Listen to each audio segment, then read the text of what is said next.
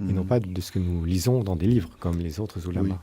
Et donc, alors, vous dites l'époque de Tirmidhi, on est à cheval sur le 9e, 10e Oui, siècle. c'est ça, fin 9e Hein. siècle, début 10e. Et là, probablement, ce texte date plutôt du début du On ne sait 10e pas. siècle. Enfin, on ne sait on peut pas, se- c'est un peu difficile Enfin, d'être plus précis. oui. Oui. Enfin, quoi qu'il en soit, ce que vous dites, je pense qu'il faut le souligner, c'est-à-dire que lorsqu'on Tirmidhi voit en rêve qu'il suit les pas du prophète, il y a rien du tout là-dedans de servile ou qui serait de l'ordre simplement de l'imitation, mais il y a véritablement l'indication d'une fonction spirituelle qui est la prise de relais d'une guidance. Alors, c'est pas une fonction prophétique au sens strict du terme, c'est plutôt une fonction initiatique. Initiatique, exactement. C'est oui. ça. Oui. Voilà. Donc, il y a un second rêve de Tirmidhi. Enfin, il y en a plusieurs en réalité, mais là, vous citez ces deux-là et in extenso, et on comprend à la façon dont vous le faites qu'il y a quelque chose d'important. Je lis, Tirmidhi s'endort au moment de la prière rituelle. Bon, a priori, on se dit, il y a beaucoup d'humour là, beaucoup d'autodérision en même temps. Tirmidhi s'endort au moment de la prière rituelle, comme si une force le poussait à s'assoupir.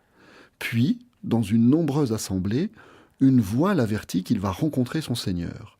Il traverse alors une série de voiles, sans apercevoir quoi que ce soit, de plus en plus persuadé qu'il approche de la présence divine. Mais il s'arrête au dernier voile, immobilisé par la terreur, ne pouvant plus respirer. Ce rêve, dites-vous, confirme en quelque sorte son élection, mais signale aussi qu'il n'est pas encore complètement prêt à la rencontre finale du divin. Son âme charnelle est sans doute encore trop présente. Voilà. C'est avec ces exemples qu'on voit qu'un rêve, c'est un enseignement et c'est un événement. Il est frappant de voir que ce petit livre, c'est très court, c'est une autobiographie spirituelle de Tirmidhi, elle est composée uniquement de récits de rêves ou de récits de rêves que son épouse a faites Ah oui. le concernant lui. C'est-à-dire que le rêve est non seulement une façon dans laquelle le mystique est averti, voilà, tu as tel grade, mais il faut encore progresser, avertissement, réconfort. Mais en même temps, c'est une consécration, c'est une véritable consécration. Donc à partir du moment où le rêve a été prononcé, Tirmidhi est comme intronisé à ces degrés spirituels-là. Et on trouve cela chez bien d'autres grands maîtres spirituels en islam. Mais alors, ce qui est tout à fait frappant, c'est qu'il faut sans doute que ce type de rêve ait une force tout à fait singulière pour que l'individu soit convaincu qu'il s'agit là d'un enseignement, j'aurais tendance à dire, même si le mot est un peu anachronique, objectif. Absolument, objectif. Puisque là, en réalité, l'indication spirituelle qui est donnée n'est pas donnée par un maître extérieur, c'est-à-dire elle n'est pas donnée à partir d'une source objective, mais elle est donnée par quelque chose qui vient de l'intériorité même.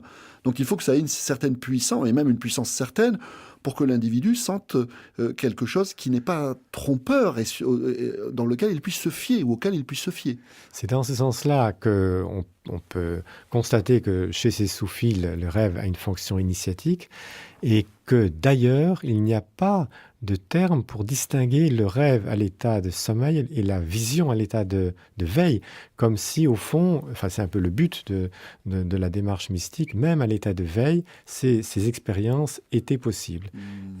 Mais cela suppose bien sûr qu'il y ait tout un développement intérieur qui fait que le détachement, disons, de l'âme par rapport au corps dont on parlait à l'instant, puisse se faire à l'état de veille également.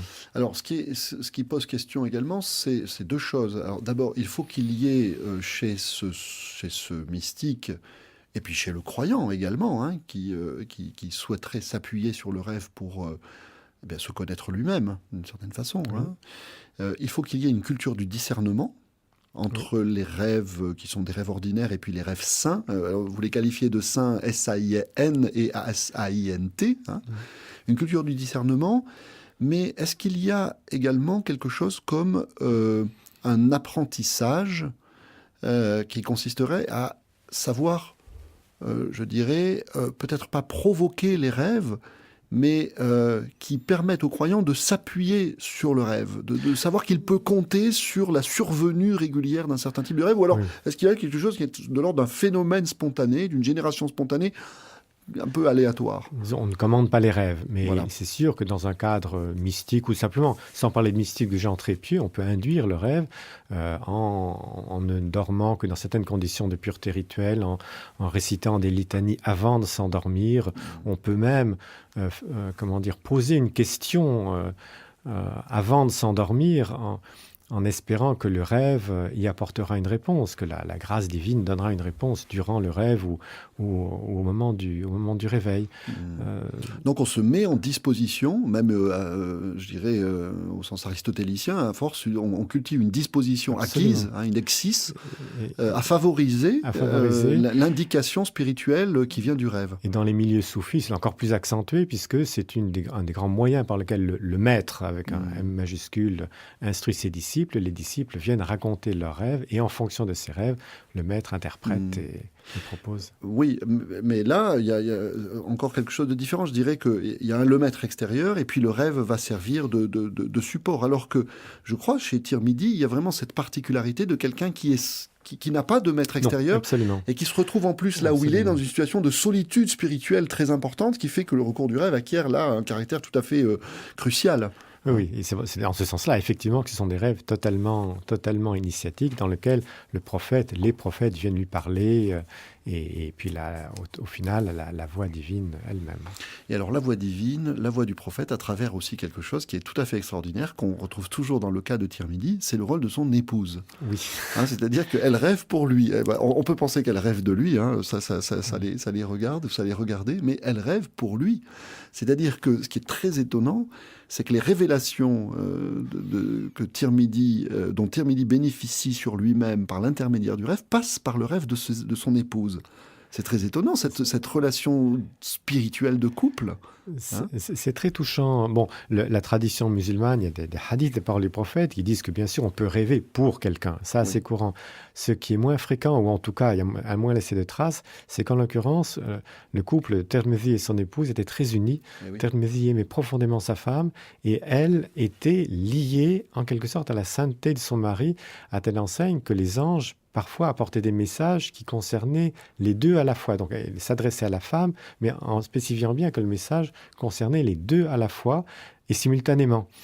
Et alors c'est touchant de voir qu'elle était une femme qui n'était pas éduquée, elle ne parlait que le persan, et quand l'ange s'adresse à la femme de Tirmidhi, il lui parle en persan, alors que quand il s'adresse à Tirmidhi lui-même, il parle en arabe classique. Oui, donc on a un ange bilingue, ce qui est le moins pour un ange.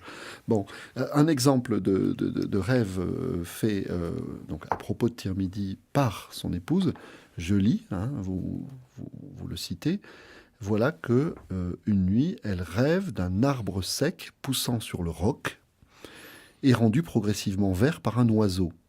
Je vous laisse nous dire de quoi il s'agit. Comment est-ce qu'on interprète symboliquement le fait que cet arbre qui est sec pousse sur le roc et est rendu progressivement vert par un oiseau? Eh bien, il semble désigner l'action de Tirmidhi sur la communauté musulmane. À noter, dites-vous, expliquez-vous, que l'arbre appartient à l'épouse de Tirmidhi et qu'il se trouve sous sa responsabilité. Elle doit veiller à sa maturation. Son rôle de double de son mari est illustré par un autre rêve où le prophète Mohammed les rejoint tous les deux dans leur lit. Effectivement. Donc il y a aussi une sorte d'initiation, de proximité intime qui s'adresse à tous les deux. Oui. Et donc là, dans le rêve de l'arbre sec, l'oiseau, c'est Tirmidhi.